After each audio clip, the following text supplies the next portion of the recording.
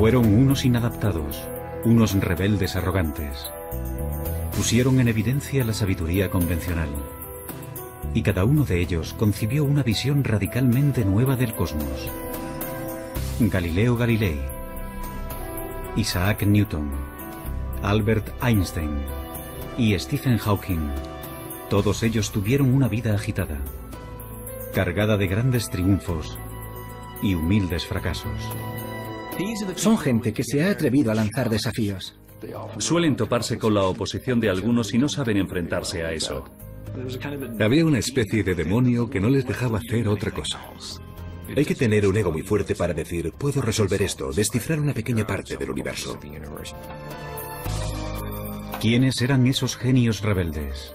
¿Y qué secretos escondían sus mentes para permitirles concebir lo inconcebible y poner de manifiesto la belleza y singularidad del universo?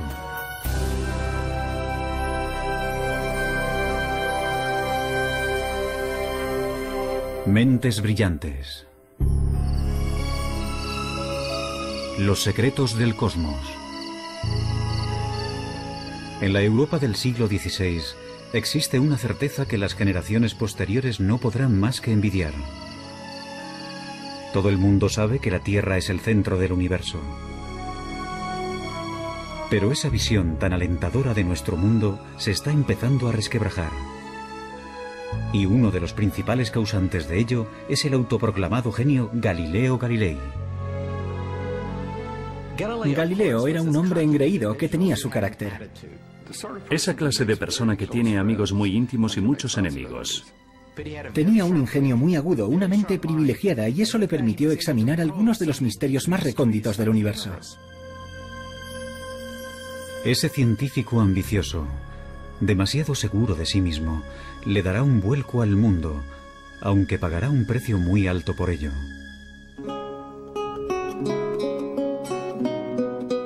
Galileo nace en 1564 en Pisa, Italia.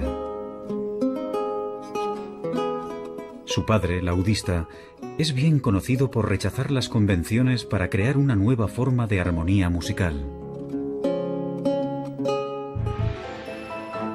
Galileo hereda esa rebeldía de su padre. A los 25 años se convierte en profesor de matemáticas de la Universidad de Pisa. Pero cada vez se muestra más insolente con sus colegas, que todavía instruyen en las teorías científicas del filósofo griego Aristóteles, casi 2000 años después de su muerte. No olvidemos el hecho de que antes de Galileo no había ciencia tal y como nosotros la conocemos. De acuerdo con la filosofía aristotélica, por ejemplo, los cuerpos en movimiento se detenían no por la fricción, sino porque se habían cansado, y caían al suelo no por la gravedad, sino porque anhelaban estar unidos a la Tierra. Galileo encuentra absurdos tales ejemplos. Esos grandes personajes que se proponen descubrir la verdad y no llegan a encontrarla nunca me ponen enfermo, escribe más tarde. No consiguen encontrarla porque siempre miran en el lugar equivocado.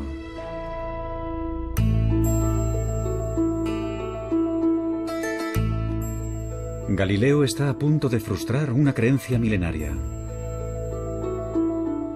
La intuición le dice que los cuerpos no se mueven por deseos, sino por leyes matemáticas que subyacen al movimiento.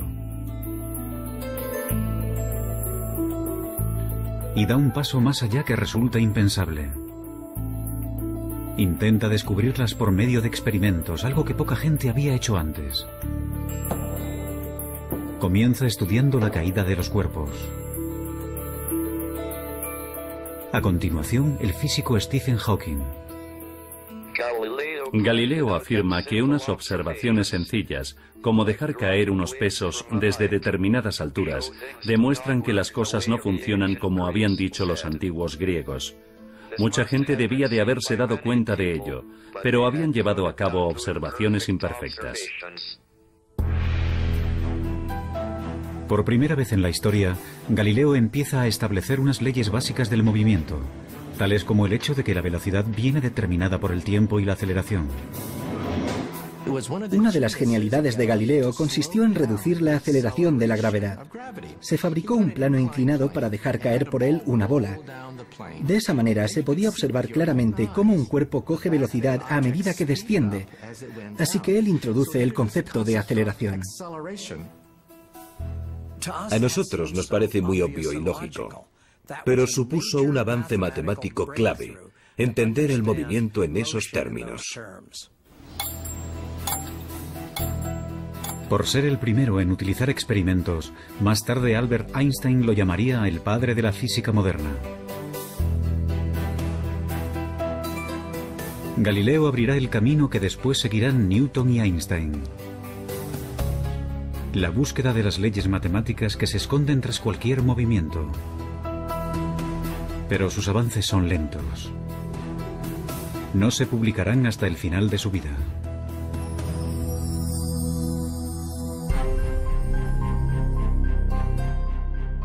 A los 45 años, Galileo continúa siendo un matemático mal pagado. Pero la ambición y la arrogancia le catapultan pronto a la fama y también a su perdición.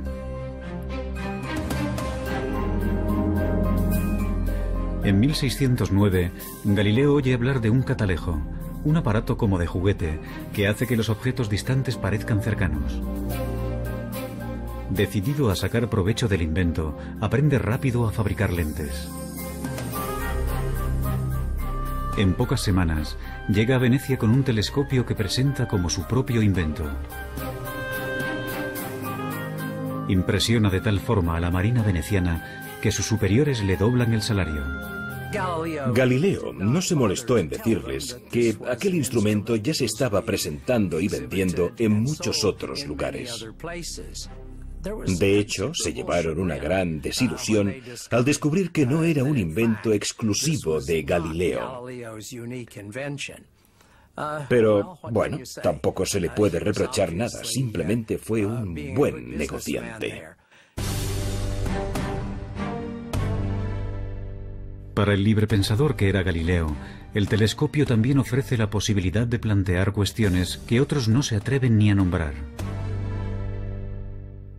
60 años atrás, el astrónomo Copérnico había propuesto la idea radical de que la Tierra gira alrededor del Sol. Pero Copérnico contaba con escasas pruebas para su teoría. Una teoría que contradice pasajes de la Biblia. En la época de la Inquisición, tales especulaciones se consideran herejía.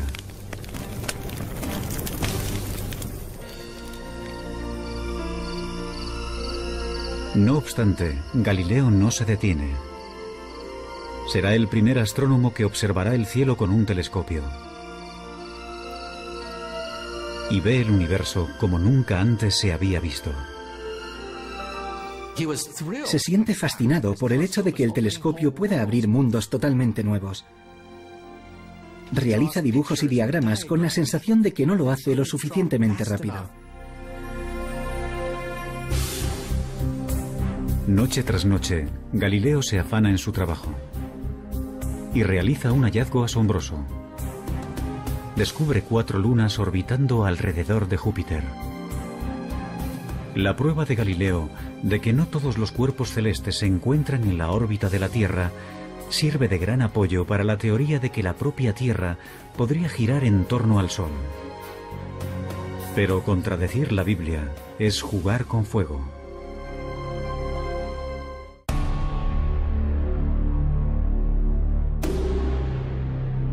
Galileo se muestra impaciente ante aquellos que ponen en duda sus nuevas teorías. Él ha visto el universo de una manera nueva, con sus propios ojos. ¿Cómo puedo hacer esto sin que suponga una pérdida de tiempo?, escribe, cuando esos peripatéticos a los que hay que convencer se muestran incapaces de seguir el más simple y fácil de los argumentos. Galileo utilizaba su ingenio mordaz para atacar a la gente, y eso no le proporcionó muchos amigos. En 1615, a los 51 años, Galileo acude a Roma para exponer su caso. Y puede que ese fuera su mayor error. La Iglesia le ordena dejar de dar lecciones sobre que la Tierra gira alrededor del Sol. Pero Galileo vuelve a tentar a la suerte. 9 años más tarde, solicita que vuelvan a escuchar su caso. Esta vez, el nuevo papa es un íntimo amigo. Y Galileo consigue un permiso para escribir un libro. Siguiendo su costumbre de desdeñar a los oponentes, Galileo escribe un diálogo en el que personajes vagamente disfrazados ofrecen argumentos a favor y en contra de su teoría. En sus libros está muy claro quién es el listo, quién es el que hace el papel de Galileo, mientras que los aristotélicos se presentan como los tontos. En 1633, la Inquisición ordena arrestar a Galileo. La Iglesia le acusa de herejía. Pero quizás la verdadera razón por la que enjuician a Galileo es que ha ido demasiado lejos en sus esfuerzos por persuadir. En su diálogo, ha puesto el argumento favorito del Papa en boca de un personaje ridículo. Gente cercana al Papa le advirtió de que en su libro Galileo había intentado que pareciera un estúpido. Y perseguir sistemáticamente a Galileo y mantenerle en arresto domiciliario para el resto de su vida fue una decisión personal del mismo Papa. En realidad no fue idea de la Iglesia, fue una decisión personal del Papa por una profunda ira hacia un amigo. Galileo espera un simple acuerdo. En lugar de eso, le amenazan con torturarlo. Rendido ante lo inevitable, se arrodilla y se retracta.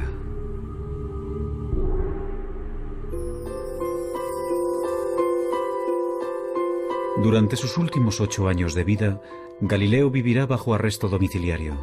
Es un hombre destrozado. Su defensa de que la Tierra gira alrededor del Sol le hará eminentemente famoso. Pero para los científicos que le suceden, su mayor logro es otro.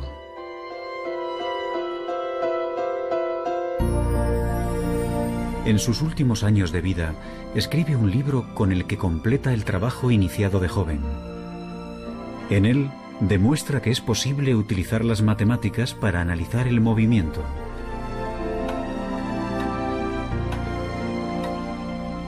Irónicamente, el año en que fallece Galileo, a 1300 kilómetros de distancia, nace un niño que completará sus ideas. También será uno de los científicos más extraños de todos los tiempos.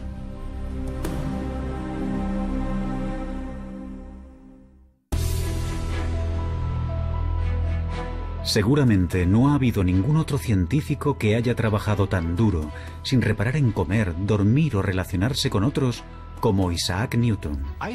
Isaac Newton fue una figura mucho más oscura. Era un solitario, una persona patológicamente incapaz de conversar. Se podría decir que tenía una obsesión. Yo diría que es el ejemplo más claro que se me ocurre de una persona consumida por su trabajo. Posiblemente también sea el mayor científico de todos los tiempos.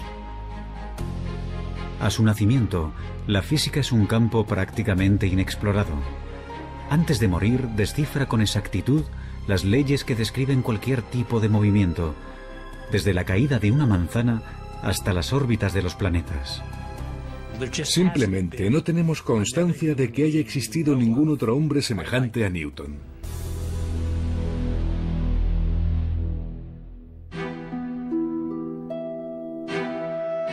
En 1642, Isaac Newton nace en un pueblo remoto de Inglaterra. La suya será una infancia desdichada.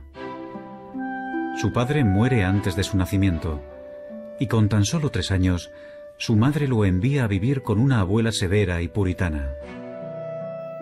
Cuando su madre se volvió a casar y lo dejó con su abuela, Newton se sintió traicionado y solo, y yo creo que nunca superó aquello.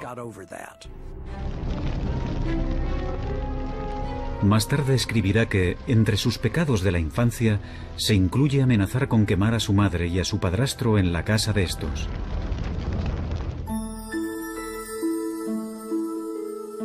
A Newton no siempre le va bien en la escuela.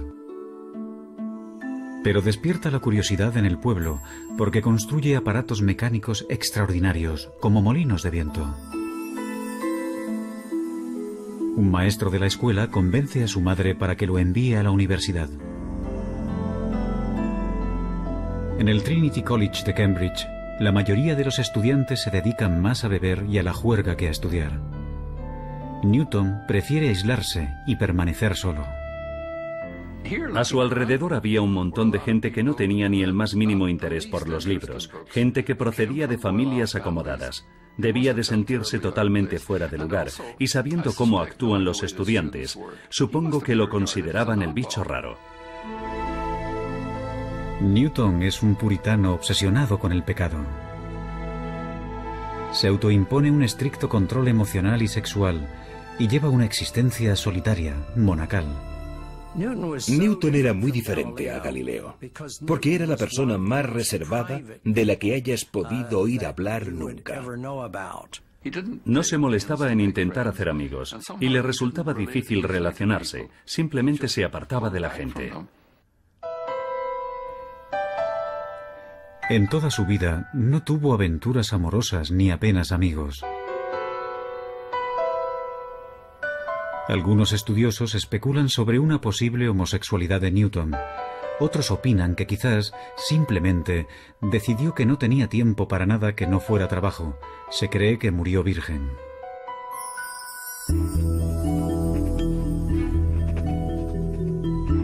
En la facultad, Newton dedica toda su pasión a los estudios.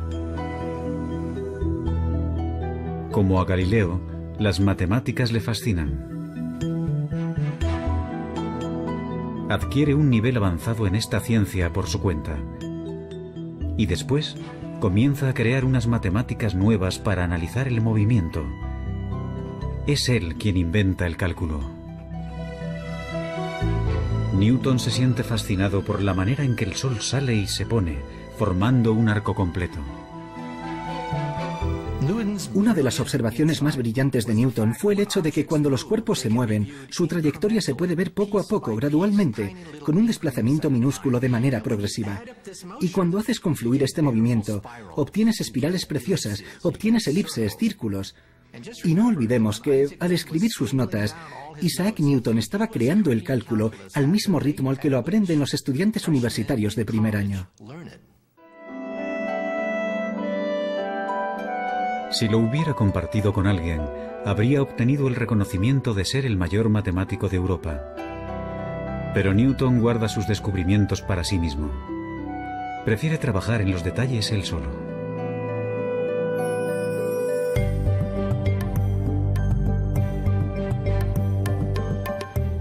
Algunos años después, a los 24 años, Newton está viviendo en casa de su madre. En ella, tendrá la inspiración que revolucionará totalmente la física. Desvelará el misterio del movimiento de los planetas. Isaac Newton veía el mundo de manera gráfica, geométrica. Y un día, mientras paseaba por la finca, vio caer una manzana. A continuación, alzó la vista y vio la luna. En ese momento se planteó la pregunta clave, la pregunta que resolvería el misterio de la esfera celeste. Si una manzana cae, ¿también cae la luna? Y entonces tuvo una de sus mayores inspiraciones. Se dio cuenta de que la gravedad, de la misma manera que atrae una manzana y hace que ésta caiga sobre la Tierra, podría ser la misma fuerza que atrajera la luna, esa luna que hay en el cielo, y que la hiciera caer dando vueltas sobre la Tierra. Mientras que Galileo empezó a estudiar cómo la gravedad actúa sobre la Tierra, Newton es el primero en darse cuenta de que esa gravedad también mueve los planetas y los astros. Eso supuso un cambio revolucionario.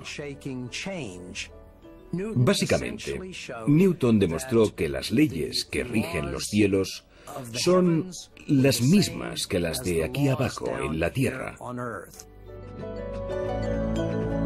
Pero cuando intenta descifrar los detalles, unos problemas matemáticos muy complejos se interponen en su camino y mantendrá en secreto su gran descubrimiento durante casi 20 años.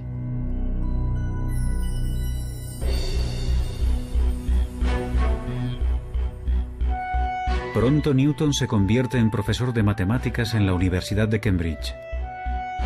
Sus responsabilidades docentes son reducidas y pasa las 24 horas del día investigando en el campo de las matemáticas y la física. Sus colegas no tardan en reparar en su genialidad, así como en su extraña y esquiva naturaleza. En 1672, gracias al invento de un nuevo telescopio, Newton es admitido en la Royal Society, la asociación inglesa de los científicos más destacados. Halagado, permite que publiquen un artículo brillante sobre óptica. No obstante, cuando el gran físico Robert Hooke, equivocado, pone en duda su teoría, Newton entra en cólera y amenaza con abandonar la asociación. Su reacción ante las críticas es casi siempre explicar cuidadosamente por qué lo que acaba de decir la otra persona es una completa estupidez. Tenía una personalidad extremadamente frágil. Como ha dicho uno de sus biógrafos, o mandaba o se enfadaba. Y pasaba mucho tiempo enfadado. Algunos historiadores especulan sobre si el carácter vengativo de Newton, su extremada susceptibilidad a la crítica y su trabajo obsesivo pudieran ser síntomas de una enfermedad mental como un trastorno maníaco-depresivo. Nunca lo sabremos. Si realmente padece una enfermedad mental, no lo detiene en su trabajo.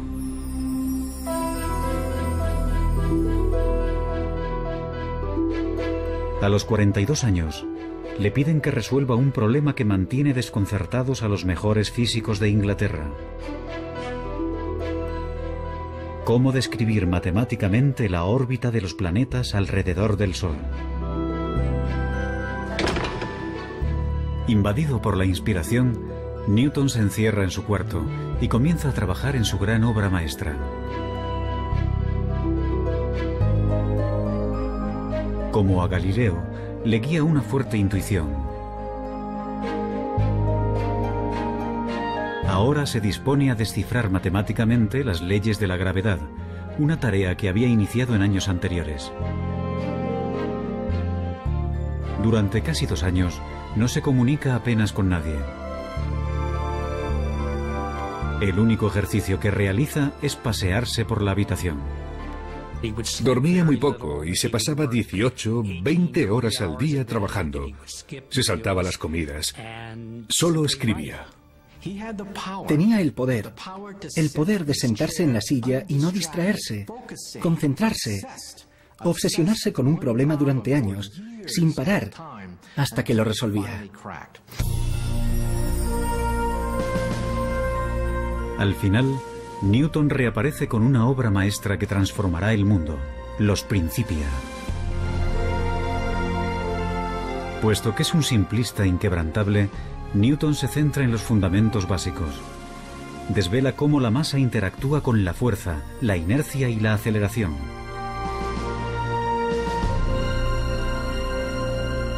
No obstante, su mayor logro es el de definir la gravedad.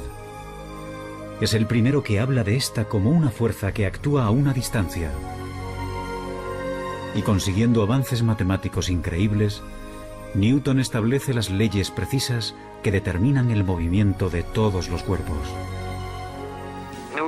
Los Principia de Newton, publicados en 1687, supusieron una revolución científica. En la obra, Newton dio la primera descripción precisa de las leyes que rigen el movimiento de los cuerpos, desde unas balas de cañón a los planetas. Si se miran los Principia y el número de problemas matemáticos resueltos en esa obra, y pensando que la escribió en un periodo de 18 meses, queda claro que no se trata de un ser humano normal en ninguna de sus acepciones. Newton ha completado la búsqueda de Galileo para describir matemáticamente el movimiento. No obstante, 200 años después, otro rebelde arrogante descubrirá que a velocidades muy altas las leyes de Newton no se cumplen y que el universo es más extraño de lo que nunca nadie había imaginado.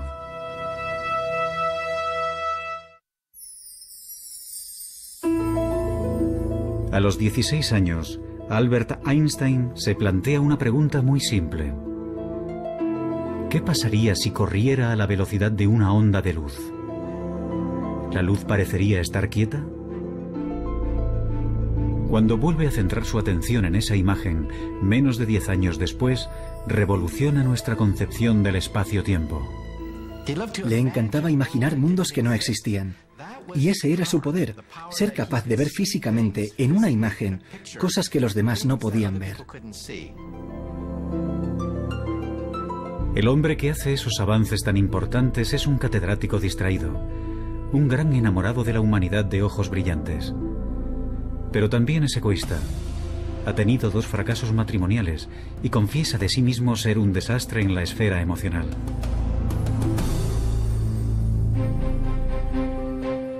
Albert Einstein nace en 1879, en el sur de Alemania, en el seno de una familia judía de clase media. De niño, es callado e introvertido. Sus padres empezaron a pensar que quizás era retrasado, porque tardó mucho en empezar a hablar. Pero simplemente, según parece, estaba muy ocupado pensando. De pequeño, le fascinan los rompecabezas y los juegos, y muestra una perseverancia notable. A los 9 años, construye una torre de cartas de 14 pisos de altura. Dicen que de niño estaba siempre al helado, así que los demás niños se burlaban de él. Vivía aislado en el mundo de los libros, en el mundo de las ideas.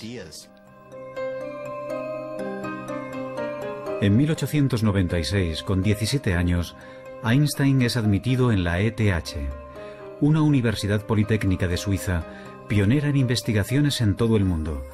Como Galileo, es ingenioso y perspicaz, tiene sentido del humor y también es un rebelde.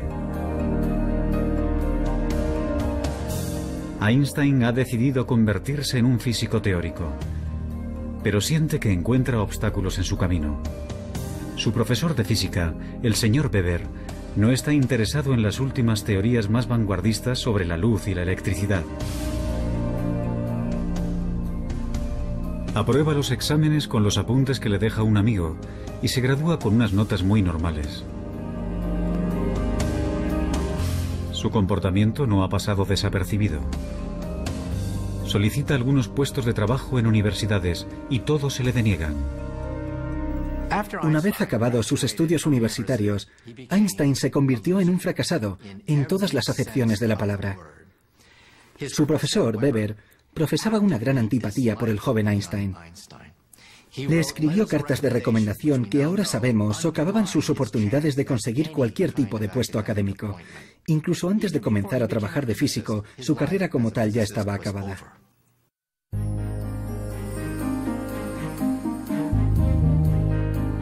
Dos años después de abandonar la universidad, Einstein encuentra por fin un trabajo como empleado en una oficina suiza de patentes.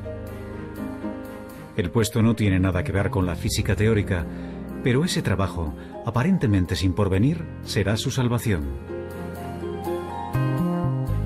En Berna se establece como oficinista y a los 23 años de edad lleva una vida burguesa.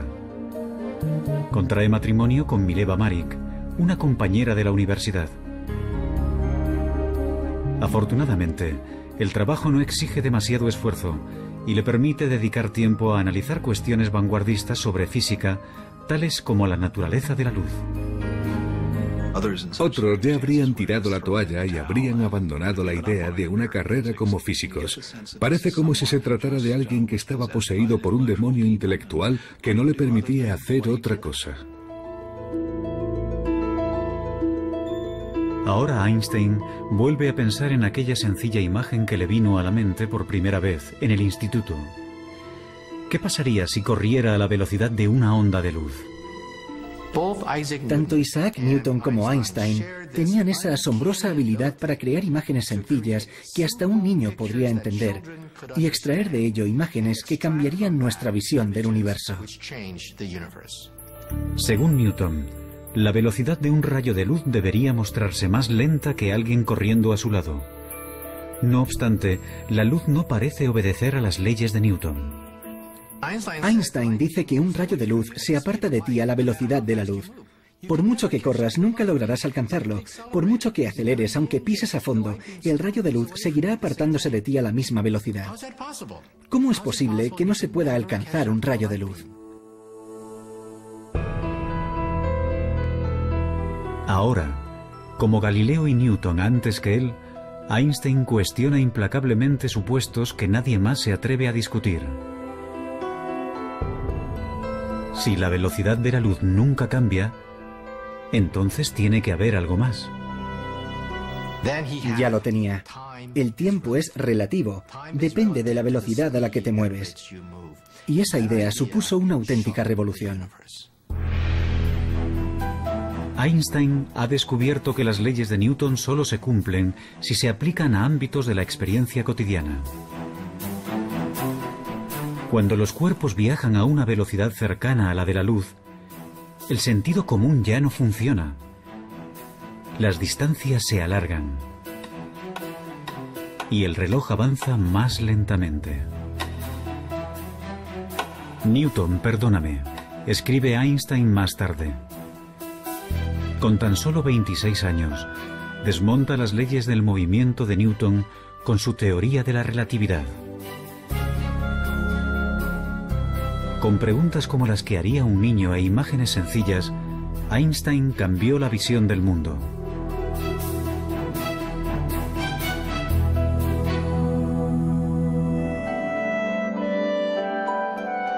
En 1907, Einstein aborda nuevos retos científicos, pero unas cartas recién publicadas revelan un lado personal poco conocido.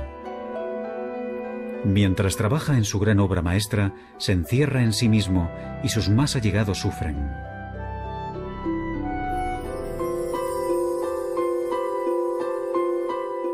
La mujer de Einstein, Mileva, también fue una estudiante de física que soñaba con sus propios logros científicos. Pero ahora, mientras que Einstein da clases y colabora con otros científicos, Mileva apenas lo ve. Teme estar perdiendo tanto a su marido como su sueño. Entonces, en 1914, Mileva descubre que tiene una adversaria en el ámbito sentimental, Elsa Lowenthal, prima de su marido. El matrimonio de Einstein está roto. Me encantaría tomarme una cerveza con Einstein, pero no le presentaría a mi hermana. Es como si las normas no le afectaran necesariamente. Einstein se casará con Elsa, que está dispuesta a cuidar de la casa con menos expectativas. El científico ha renunciado al amor en el matrimonio. La ciencia está por encima de todo.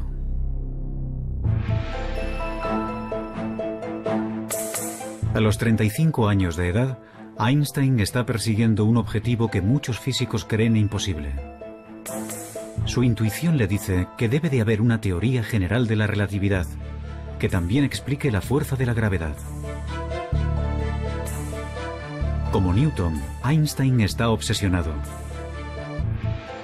Pasa años inmerso en unas matemáticas de una complejidad tremenda, inseguro de si va por el camino correcto o es una empresa descabellada. Se pasaba años dándole vueltas sin parar a un problema. Se aferraba a él casi como a un perro que no suelta su hueso. Cuando estaba trabajando en la relatividad general, estuvo a punto de padecer una depresión nerviosa. Estaba tan concentrado que llegó a perder una enorme cantidad de peso. Porque no comía, se concentraba en los problemas de la misma manera que lo hacía Isaac Newton.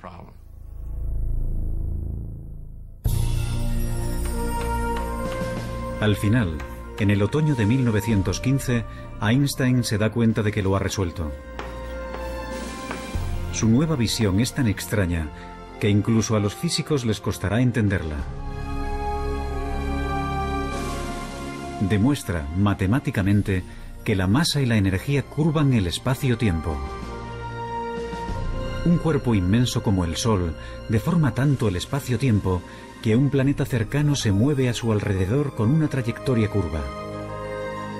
Para Newton parecen atraídos por una fuerza.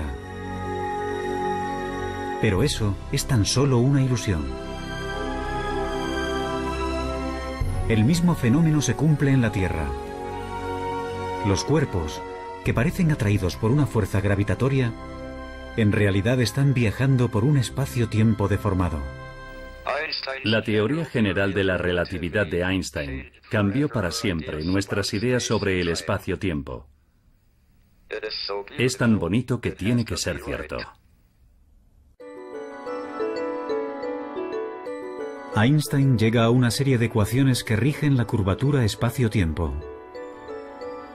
Unas simples líneas describen el movimiento de las galaxias y el destino del universo. Los físicos, cuando miramos las ecuaciones de Albert Einstein, nos ponemos a llorar.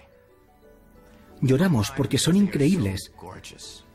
El hecho de que el movimiento de los cuerpos celestes, con todas sus curvas, curvaturas del espacio-tiempo y todo eso, se pueda resumir en una ecuación de 5 centímetros, es impresionante. Es increíble y precioso. Aunque Einstein continuará trabajando hasta el día de su muerte, a los 40 años ha completado su mayor obra.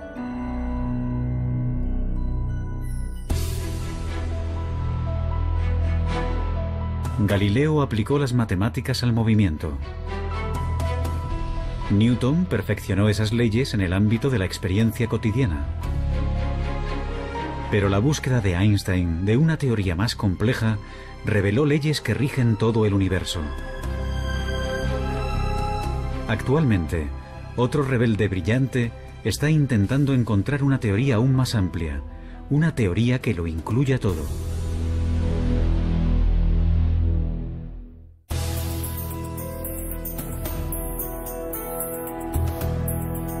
Ningún otro científico ha sacudido los pilares de la física como Galileo, Newton o Einstein.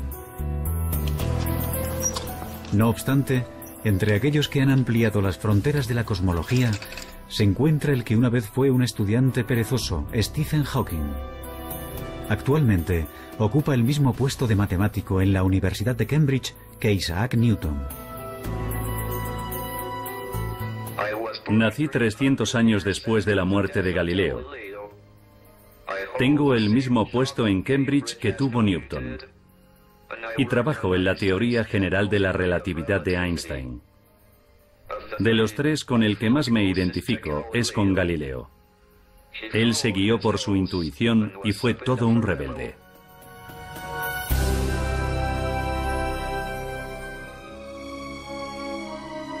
Stephen Hawking nace en 1942 en Oxford, Inglaterra. Como Galileo, Newton y Einstein, de niño se siente fascinado por cómo funcionan las cosas. No obstante, en la Universidad de Oxford, Hawking prácticamente no estudia nada. Confía en su extraordinaria facilidad con las matemáticas para ir aprobando. Hawking pasa la mayor parte del tiempo saliendo con amigos y con su equipo de remo. Desde luego, Stephen Hawking no era el tipo de persona que parece tener un destino brillante. En la facultad no era el más aplicado. Él mismo dice que durante toda su etapa como estudiante en Oxford trabajó en total unas 1000 horas, lo cual supone 1 hora al día de media. Hawking se muestra aburrido y apático. Según parece, para él no vale la pena esforzarse por nada. Pero está a punto de desencadenarse una tragedia que convertirá un intelecto aburrido en una mente apasionada.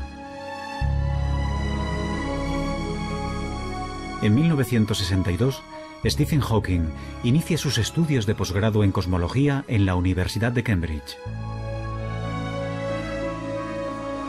Pero algunos síntomas de su enfermedad empiezan a ser difíciles de ignorar. Un ligero defecto del habla, problemas para servir una cerveza.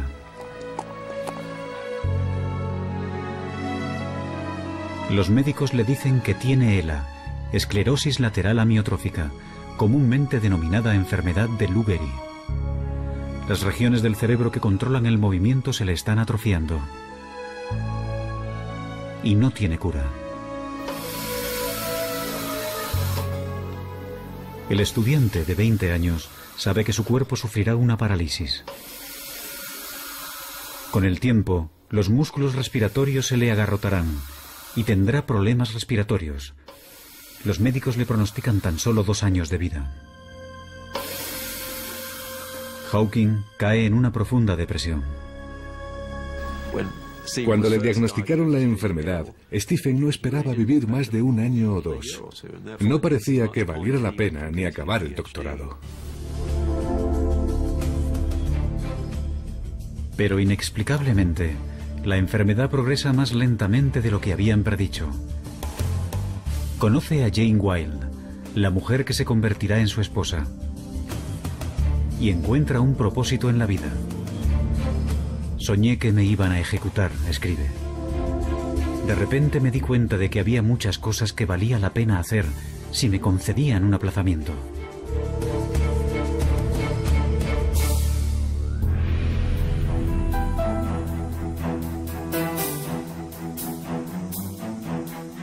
Hawking empieza a trabajar duro por primera vez en su vida. Y para su sorpresa, se da cuenta de que le gusta. A principios de los 70, Stephen Hawking es un reputado cosmólogo. Está postrado en una silla de ruedas. No obstante, se muestra obstinado. Nada le impedirá llevar una vida normal. Tiene hijos y trabaja intensamente. Y está a punto de realizar un gran descubrimiento que desarrollará la teoría de Einstein en una dirección inesperada.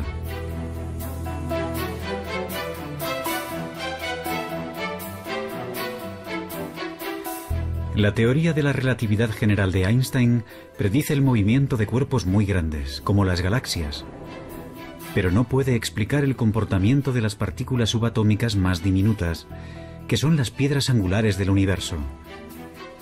Su movimiento solo lo predice otra teoría, llamada mecánica cuántica. Y para la frustración de Einstein y de cualquier físico, esas dos teorías parecen totalmente incompatibles. Pero Hawking tiene la fuerza suficiente para abordar lo imposible. Cuando Stephen Hawking estaba realizando su trabajo pionero, había 2 bandos opuestos que se odiaban. Nunca hablaban entre ellos. Por una parte estaba el bando de los conservadores más acérrimos, los que mantienen la llama de Albert Einstein ardiendo con fuerza. En el otro bando estaban los teóricos cuánticos. Estos se ocupaban del mundo de las partículas subatómicas, centenares, miles de ellas. Utilizaban unas matemáticas diferentes, un lenguaje diferente, tenían una visión distinta de la física. Y llega Stephen Hawking diciendo que va a intentar aunar los 2 bandos. Nadie había planteado algo así hasta entonces.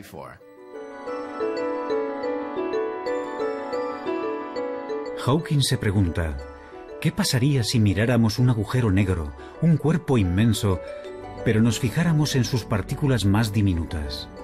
Hawking, como Einstein, es extremadamente perspicaz. Tiene una intuición increíble para plantearse las preguntas clave y hacerlo del modo más adecuado. Los agujeros negros constituyen la predicción más extraña y radical de la teoría de la gravedad de Einstein. Teóricamente, cuando una masa se encuentra extremadamente concentrada, por ejemplo un astro comprimido en una bola de tan solo unos kilómetros de diámetro, el espacio de su alrededor se deforma tanto que la gravedad impide que algo se escape, incluyendo la luz. Un agujero negro es una región del espacio donde la gravedad es tan fuerte que la luz no se puede escapar. Es como una membrana de una sola dirección. Las cosas pueden entrar, pero nunca salir. Por eso se le llama negro. Ahora Hawking intenta algo que sus colegas asumen que es imposible. Utiliza las ecuaciones de la teoría cuántica para analizar lo que les pasa a las partículas atrapadas por la gravedad en los márgenes de los agujeros negros. Para entonces ya no puede escribir. Si fuera un científico de laboratorio, su carrera ya habría acabado hace tiempo. Pero Hawking apenas ha utilizado siquiera un telescopio. Y para la teoría, lo único que necesita es su cerebro. Como Newton y Einstein, Hawking tiene un gran poder de concentración. Revisa una y otra vez en su cabeza largas y enrevesadas ecuaciones, comprobando y revisando constantemente sus cálculos. Tiende a pensar a través de imágenes y suele comenzar con alguna idea que cree acertada. Así que parte de ella. Tiene que confiar en conocimientos clave y saltos lógicos para compensar el hecho de que no puede comprobar línea por línea. Tiene un empuje tremendo, una tremenda determinación para llegar al fondo de las cosas. Los resultados que obtiene dejan a Hawking estupefacto. Los agujeros negros no están completamente aislados del resto del universo, tal y como se pensaba hasta entonces. Sus márgenes emiten unas diminutas partículas, ahora denominadas radiación de Hawking. Los argumentos son tan convincentes que ahora todo el mundo está de acuerdo en que los agujeros negros tienen que emitir radiación de Hawking. La radiación lleva consigo energía y masa, de manera que el agujero negro se va desvaneciendo poco a poco hasta desaparecer. Hawking ha demostrado que, como el agua en ebullición, los agujeros negros se van evaporando lentamente. Y no menos importante es su descubrimiento de que hay un caso en particular en el que la relatividad general y la teoría cuántica se pueden combinar con éxito. Mi descubrimiento de que los agujeros negros no son completamente negros, sino que brillan como los cuerpos incandescentes, fue el primer ejemplo que depende tanto de teorías a gran escala como de otras de escala más reducida. Cuando se publicaron los resultados fue precioso. Fue una sensación muy agradable. Solo hablar de ellos era como saborear un caramelo en la boca.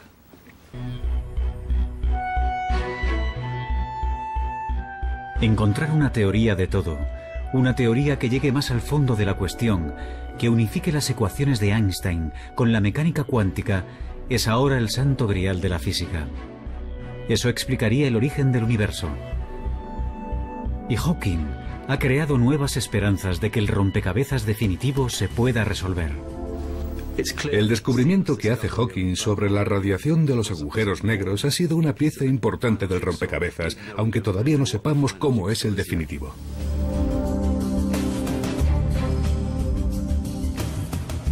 ¿Quiénes han sido los físicos más grandes de la historia? Unos patitos feos, rebeldes y distraídos, consumidos por una profunda intuición y sin temor a cuestionar los supuestos básicos más aceptados por todos. Hay que tener un ego muy fuerte para decir, no es tan difícil, puedo resolverlo.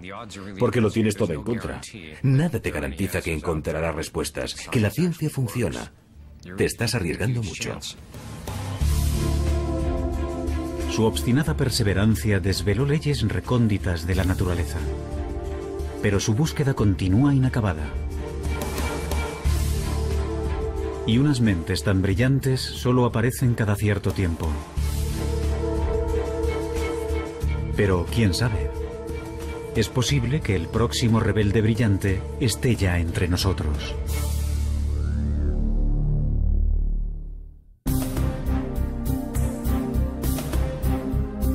Abrir mundos totalmente nuevos.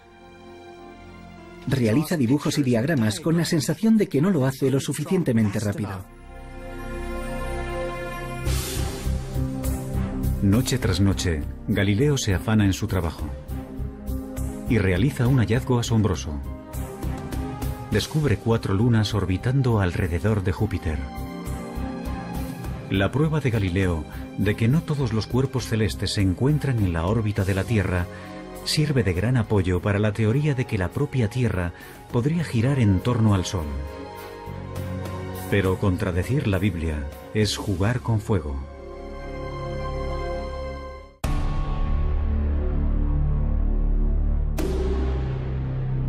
Galileo se muestra impaciente ante aquellos que ponen en duda sus nuevas teorías. Él ha visto el universo de una manera nueva, con sus propios ojos. ¿Cómo puedo hacer esto sin que suponga una pérdida de tiempo?, escribe, cuando esos peripatéticos a los que hay que convencer se muestran incapaces de seguir el más simple y fácil de los argumentos. Galileo utilizaba su ingenio mordaz para atacar a la gente, y eso no le proporcionó muchos amigos. En 1615, a los 51 años, Galileo acude a Roma para exponer su caso. Y puede que ese fuera su mayor error. La Iglesia le ordena dejar de dar lecciones sobre que la Tierra gira alrededor del Sol. Pero Galileo vuelve a tentar a la suerte. 9 años más tarde, solicita que vuelvan a escuchar su caso. Esta vez, el nuevo Papa es un íntimo amigo. Y Galileo consigue un permiso para escribir un libro. Siguiendo su costumbre de desdeñar a los oponentes, Galileo escribe un diálogo en el que personajes vagamente disfrazados ofrecen argumentos a favor y en contra de su teoría. En sus libros está muy claro quién es el listo, quién es el que hace el papel de Galileo, mientras que los aristotélicos se presentan como los tontos. En 1633, la Inquisición ordena arrestar a Galileo. La Iglesia le acusa de herejía. Pero quizás la verdadera razón por la que enjuician a Galileo es que ha ido demasiado lejos en sus esfuerzos por persuadir. En su diálogo, ha puesto el argumento favorito del Papa en boca de un personaje ridículo. Ático distraído, un gran enamorado de la humanidad de ojos brillantes. Pero también es egoísta. Ha tenido 2 fracasos matrimoniales y confiesa de sí mismo ser un desastre en la esfera emocional.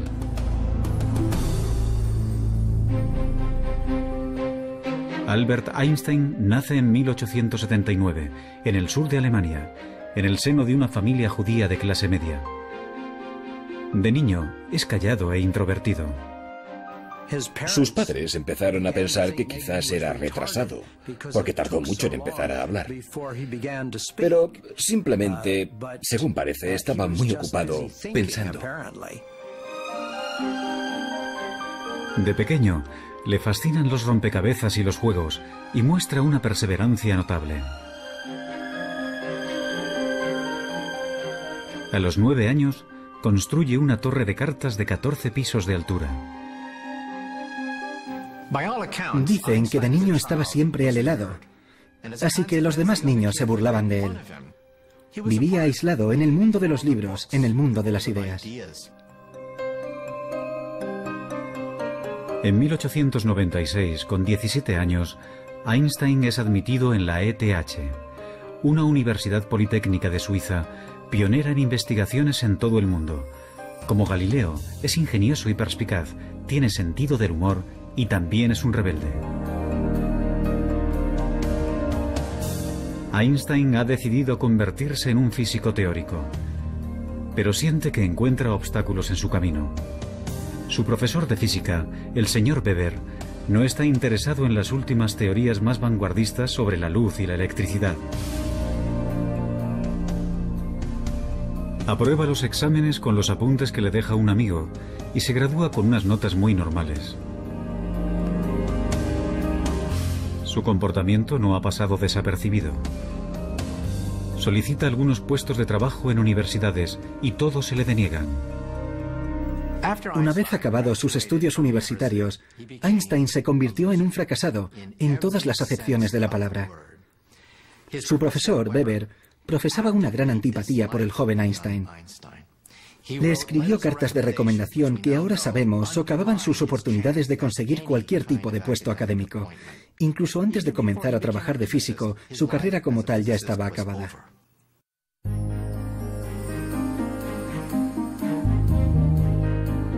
2 años después de abandonar la universidad, Einstein encuentra por fin un trabajo como empleado en una oficina suiza de patentes.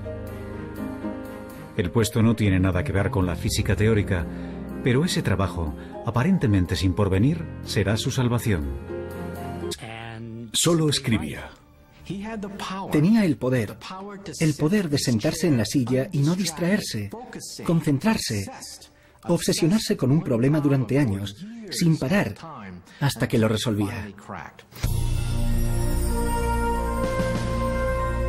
Al final, Newton reaparece con una obra maestra que transformará el mundo, Los Principia. Puesto que es un simplista inquebrantable, Newton se centra en los fundamentos básicos. Desvela cómo la masa interactúa con la fuerza, la inercia y la aceleración.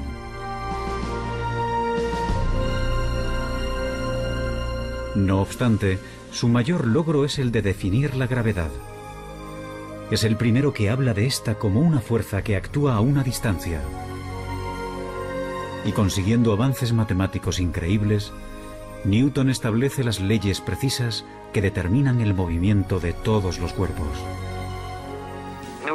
Los Principia de Newton, publicados en 1687, supusieron una revolución científica. En la obra, Newton dio la primera descripción precisa de las leyes que rigen el movimiento de los cuerpos, desde unas balas de cañón a los planetas. Si se miran los Principia y el número de problemas matemáticos resueltos en esa obra, y pensando que la escribió en un periodo de 18 meses, queda claro que no se trata de un ser humano normal en ninguna de sus acepciones. Newton ha completado la búsqueda de Galileo para describir matemáticamente el movimiento. No obstante, 200 años después, otro rebelde arrogante descubrirá que a velocidades muy altas las leyes de Newton no se cumplen y que el universo es más extraño de lo que nunca nadie había imaginado.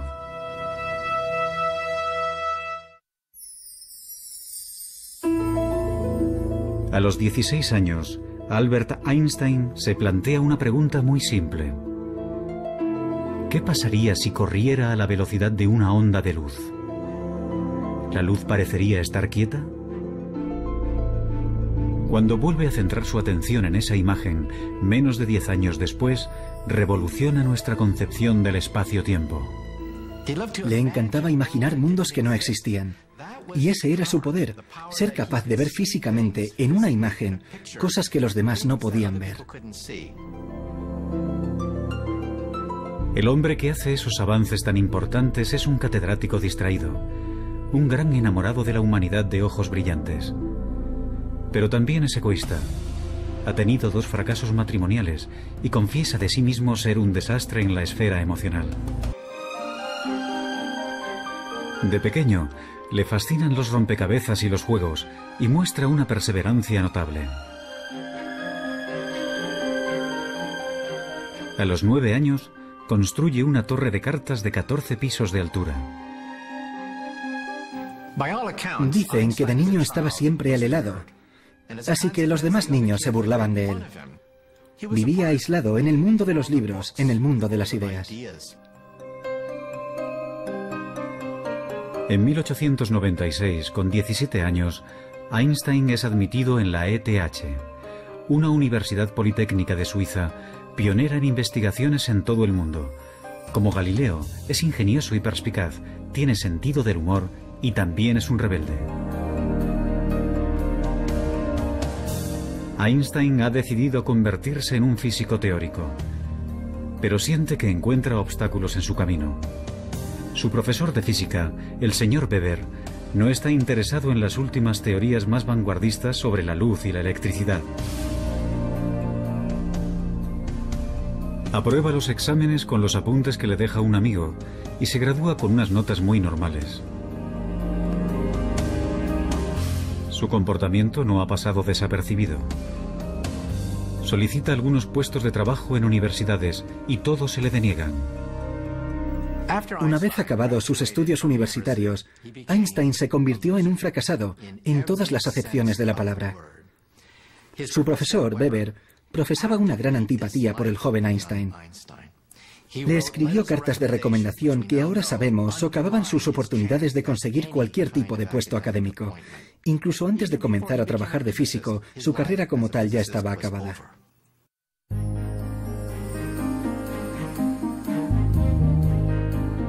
Dos años después de abandonar la universidad, Einstein encuentra por fin un trabajo como empleado en una oficina suiza de patentes. El puesto no tiene nada que ver con la física teórica, pero ese trabajo, aparentemente sin porvenir, será su salvación. En Berna se establece como oficinista y a los 23 años de edad lleva una vida burguesa. Contrae matrimonio con Mileva Maric, una compañera de la universidad.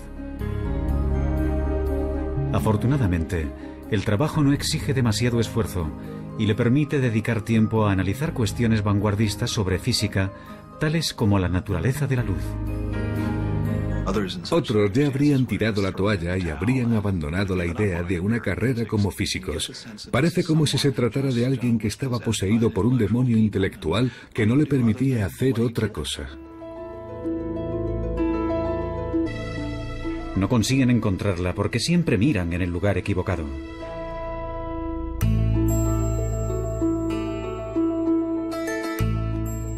Galileo está a punto de frustrar una creencia milenaria. La intuición le dice que los cuerpos no se mueven por deseos, sino por leyes matemáticas que subyacen al movimiento. Y da un paso más allá que resulta impensable. Intenta descubrirlas por medio de experimentos, algo que poca gente había hecho antes. Comienza estudiando la caída de los cuerpos.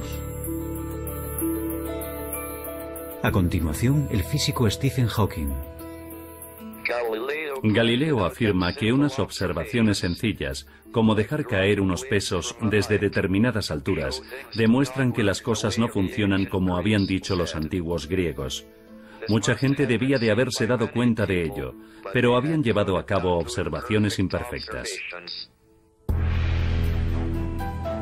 Por primera vez en la historia, Galileo empieza a establecer unas leyes básicas del movimiento, tales como el hecho de que la velocidad viene determinada por el tiempo y la aceleración. Una de las genialidades de Galileo consistió en reducir la aceleración de la gravedad. Se fabricó un plano inclinado para dejar caer por él una bola. De esa manera se podía observar claramente cómo un cuerpo coge velocidad a medida que desciende, así que él introduce el concepto de aceleración. A nosotros nos parece muy obvio y lógico, pero supuso un avance matemático clave, entender el movimiento en esos términos. Por ser el primero en utilizar experimentos, más tarde Albert Einstein lo llamaría el padre de la física moderna. Galileo abrirá el camino que después seguirán Newton y Einstein. La búsqueda de las leyes matemáticas que se esconden tras cualquier movimiento.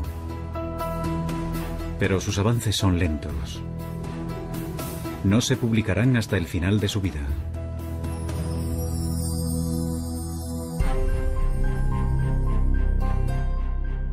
A los 45 años, Galileo continúa siendo un matemático mal pagado. Pero la ambición y la arrogancia le catapultan pronto a la fama y también a su perdición.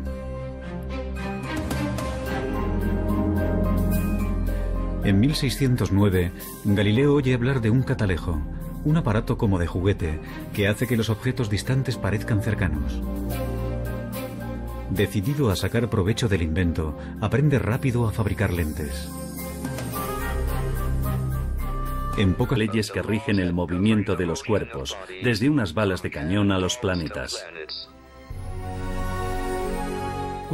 Si se miran los Principia y el número de problemas matemáticos resueltos en esa obra, y pensando que la escribió en un periodo de 18 meses, queda claro que no se trata de un ser humano normal en ninguna de sus acepciones. Newton ha completado la búsqueda de Galileo para describir matemáticamente el movimiento. No obstante, 200 años después, otro rebelde arrogante descubrirá que a velocidades muy altas las leyes de Newton no se cumplen y que el universo es más extraño de lo que nunca nadie había imaginado.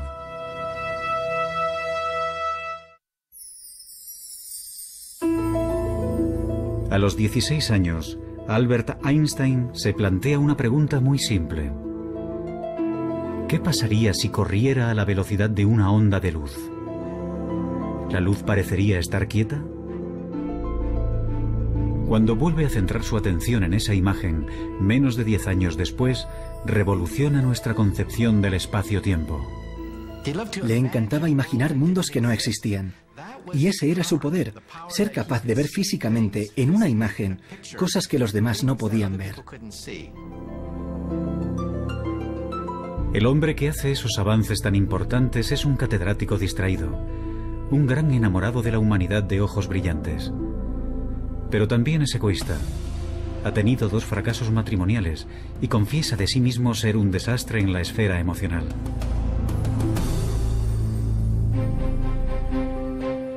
Albert Einstein nace en 1879, en el sur de Alemania, en el seno de una familia judía de clase media. De niño, es callado e introvertido. Sus padres empezaron a pensar que quizás era retrasado, porque tardó mucho en empezar a hablar. Pero simplemente, según parece, estaba muy ocupado pensando. De pequeño, le fascinan los rompecabezas y los juegos, y muestra una perseverancia notable. A los 9 años, construye una torre de cartas de 14 pisos de altura. Dicen que de niño estaba siempre al helado, así que los demás niños se burlaban de él. Vivía aislado en el mundo de los libros, en el mundo de las ideas. En 1896, con 17 años, Einstein es admitido en la ETH, una universidad politécnica de Suiza, pionera en investigaciones en todo el mundo. Como Galileo, es ingenioso. Su trayectoria se puede ver poco a poco, gradualmente, con un desplazamiento minúsculo de manera progresiva. Y cuando haces confluir este movimiento, obtienes espirales preciosas, obtienes elipses, círculos. Y no olvidemos que, al escribir sus notas, Isaac Newton estaba creando el cálculo al mismo ritmo al que lo aprenden los estudiantes universitarios de primer año. Si lo hubiera compartido con alguien, habría obtenido el reconocimiento de ser el mayor matemático de Europa. Pero Newton guarda sus descubrimientos para sí mismo. Prefiere trabajar en los detalles él solo.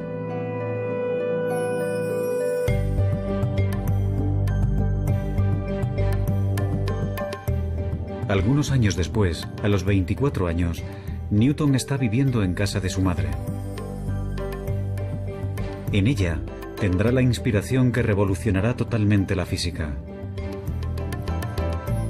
Desvelará el misterio del movimiento de los planetas. Isaac Newton veía el mundo de manera gráfica, geométrica. Y un día, mientras paseaba por la finca, vio caer una manzana. A continuación, alzó la vista y vio la luna. En ese momento se planteó la pregunta clave, la pregunta que resolvería el misterio de la esfera celeste. Si una manzana cae, ¿también cae la luna? Y entonces tuvo una de sus mayores inspiraciones.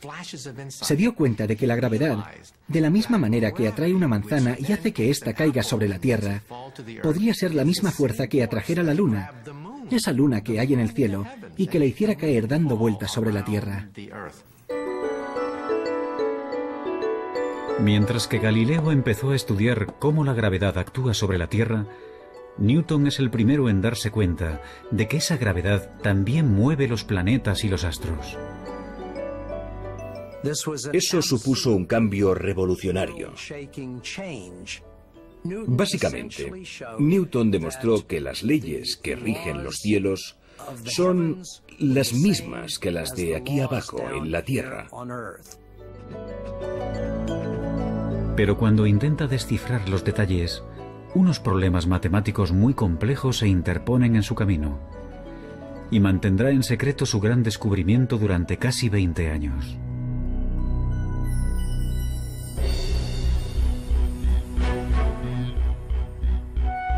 Pronto Newton se convierte en profesor de matemáticas en la Universidad de Cambridge. Sus responsabilidades docentes son reducidas y pasa las 24 horas del día investigando en el campo de las matemáticas y la física. Sus colegas no tardan en reparar en su genialidad, así como en su extraña y esquiva naturaleza, negros. Para entonces ya no puede escribir. Si fuera un científico de laboratorio, su carrera ya habría acabado hace tiempo. Pero Hawking apenas ha utilizado siquiera un telescopio. Y para la teoría, lo único que necesita es su cerebro. Como Newton y Einstein, Hawking tiene un gran poder de concentración. Revisa una y otra vez en su cabeza largas y enrevesadas ecuaciones, comprobando y revisando constantemente sus cálculos. Tiende a pensar a través de imágenes y suele comenzar con alguna idea que cree acertada. Así que parte de ella.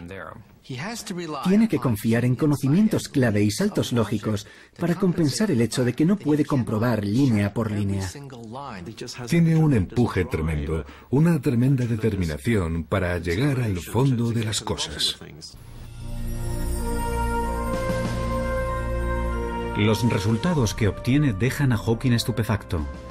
Los agujeros negros no están completamente aislados del resto del universo, tal y como se pensaba hasta entonces. Sus márgenes emiten unas diminutas partículas, ahora denominadas radiación de Hawking. Los argumentos son tan convincentes que ahora todo el mundo está de acuerdo en que los agujeros negros tienen que emitir radiación de Hawking. La radiación lleva consigo energía y masa, de manera que el agujero negro se va desvaneciendo poco a poco hasta desaparecer. Hawking ha demostrado que, como el agua en ebullición, los agujeros negros se van evaporando lentamente. Y no menos importante es su descubrimiento de que hay un caso en particular en el que la relatividad general y la teoría cuántica se pueden combinar con éxito. Mi descubrimiento de que los agujeros negros no son completamente negros, sino que brillan como los cuerpos incandescentes, fue el primer ejemplo que depende tanto de teorías a gran escala como de otras de escala más reducida. Cuando se publicaron los resultados fue precioso. Fue una sensación muy agradable. Solo hablar de ellos era como saborear un caramelo en la boca.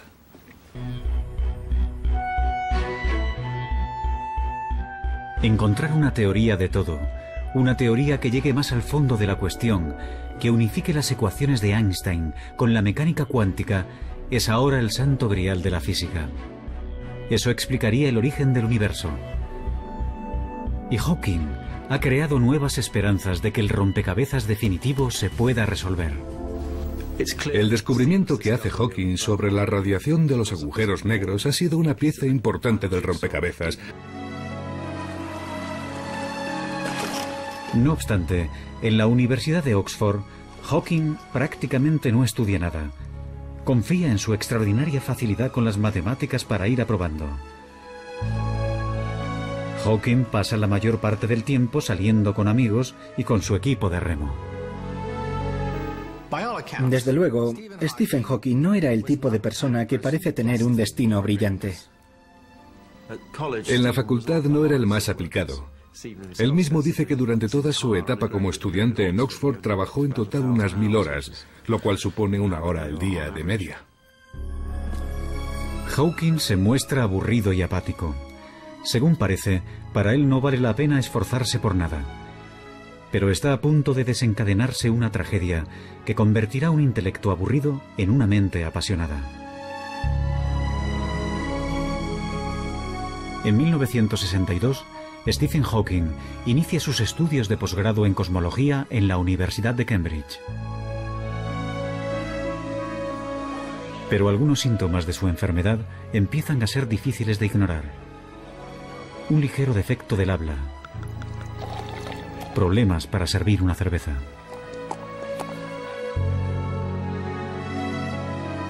Los médicos le dicen que tiene ELA, esclerosis lateral amiotrófica, comúnmente denominada enfermedad de Lou Gehrig. Las regiones del cerebro que controlan el movimiento se le están atrofiando. y no tiene cura. El estudiante de 20 años sabe que su cuerpo sufrirá una parálisis. Con el tiempo, los músculos respiratorios se le agarrotarán y tendrá problemas respiratorios. Los médicos le pronostican tan solo 2 años de vida. Hawking cae en una profunda depresión. Cuando le diagnosticaron la enfermedad, Stephen no esperaba vivir más de 1 año o 2. No parecía que valiera la pena ni acabar el doctorado. Pero inexplicablemente, la enfermedad progresa más lentamente de lo que habían predicho. Conoce a Jane Wilde, la mujer que se convertirá en su esposa, y encuentra un propósito en la vida. Soñé que me iban a ejecutar, escribe. De repente me di cuenta de que había muchas cosas que valía la pena hacer si me concedían un aplazamiento.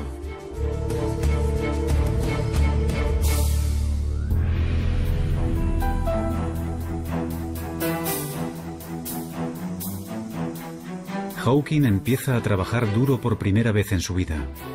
Leyes que rigen los cielos son las mismas que las de aquí abajo, en la tierra. Pero cuando intenta descifrar los detalles, unos problemas matemáticos muy complejos se interponen en su camino, y mantendrá en secreto su gran descubrimiento durante casi 20 años.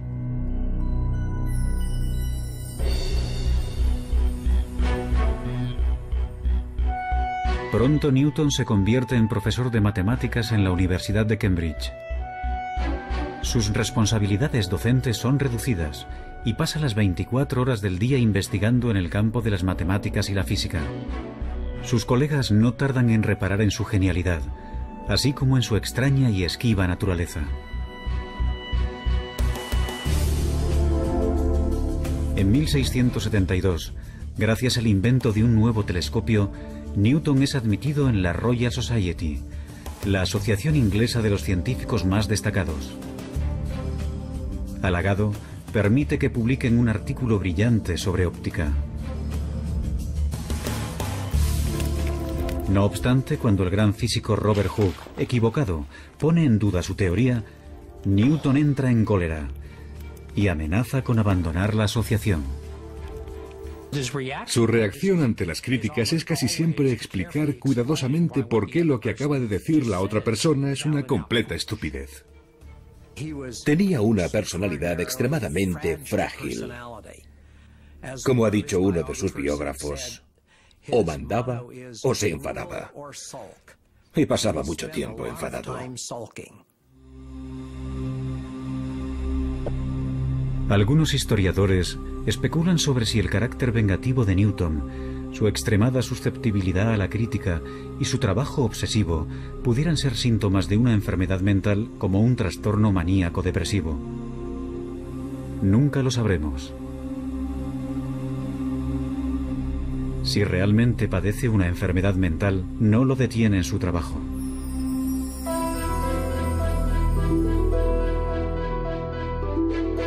A los 42 años, le piden que resuelva un problema que mantiene desconcertados a los mejores físicos de Inglaterra.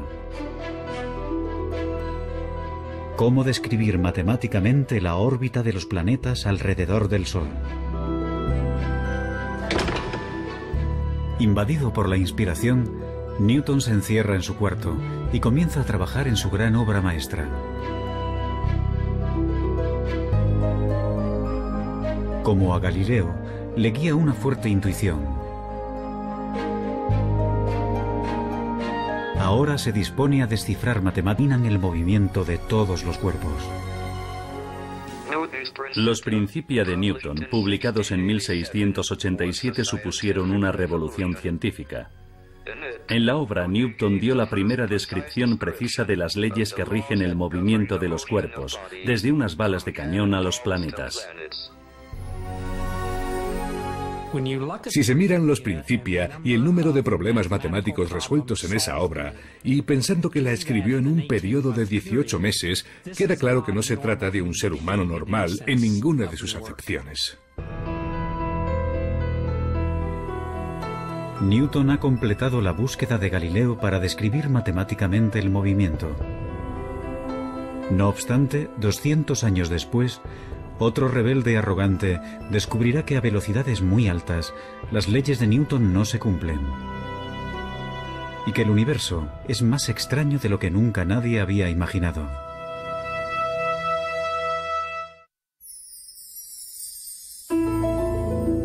A los 16 años, Albert Einstein se plantea una pregunta muy simple.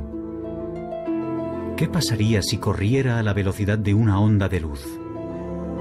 ¿La luz parecería estar quieta?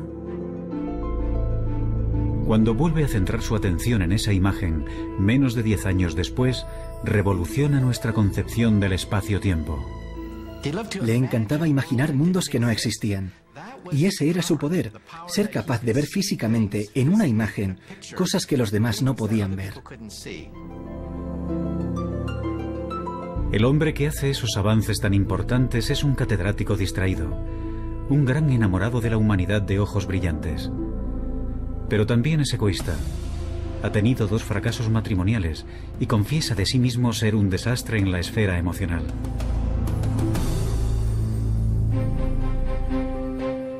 Albert Einstein nace en 1879, en el sur de Alemania, en el seno de una familia judía de clase media. De niño, es callado e introvertido. Sus padres empezaron a pensar que quizás era retrasado, porque tardó mucho en empezar a hablar. Pero simplemente, según parece, estaba muy ocupado pensando. De pequeño, le fascinan los rompecabezas y los juegos, y muestra una perseverancia notable. A los 9 años, construye una torre de cartas de 14 pisos de altura. Dicen que de niño estaba siempre al helado, así que los demás niños se burlaban de él. Vivía aislado en el mundo de los libros, en el mundo de las ideas.